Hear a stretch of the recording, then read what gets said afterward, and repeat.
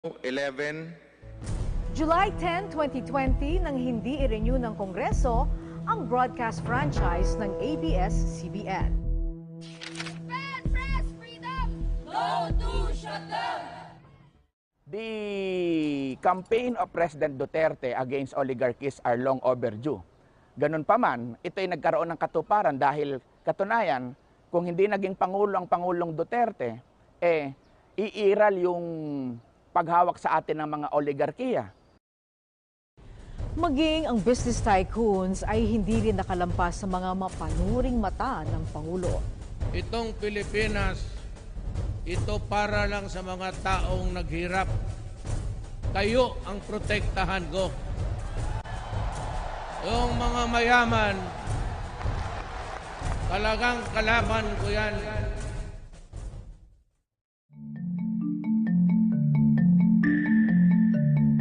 Naging focus ng Pangulo ang paniningil ng buwis sa malalaking kumpanya na ilang dekada nang hindi nababayaran.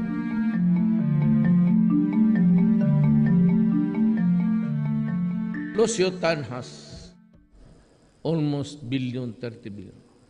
He has to pay. He has to pay.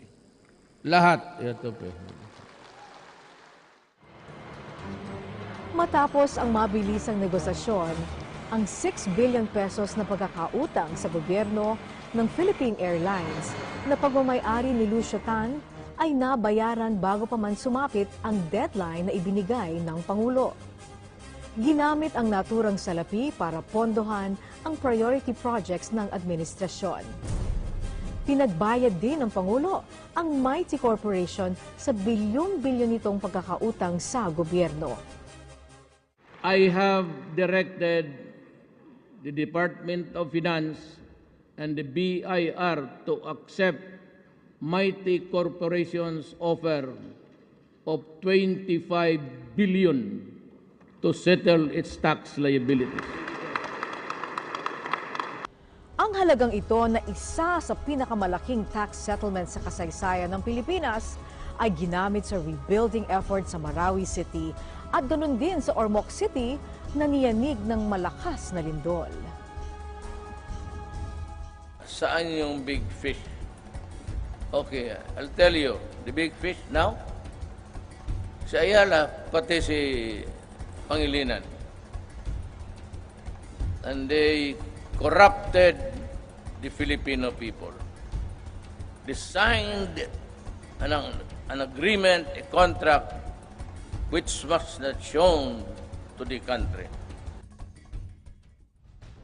Pinabusisi ng Pangulo ang long-term concession agreement sa pagitan ng Manila Water at Maynilad na umabuso umano sa milyong-milyong Pilipino.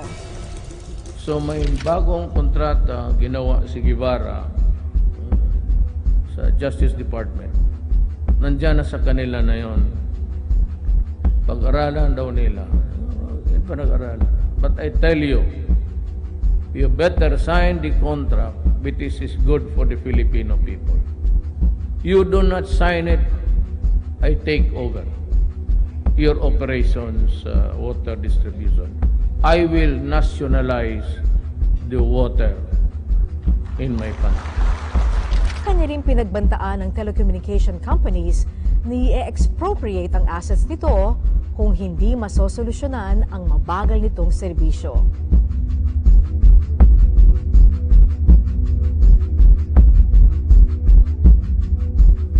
I'll be straight. Smart.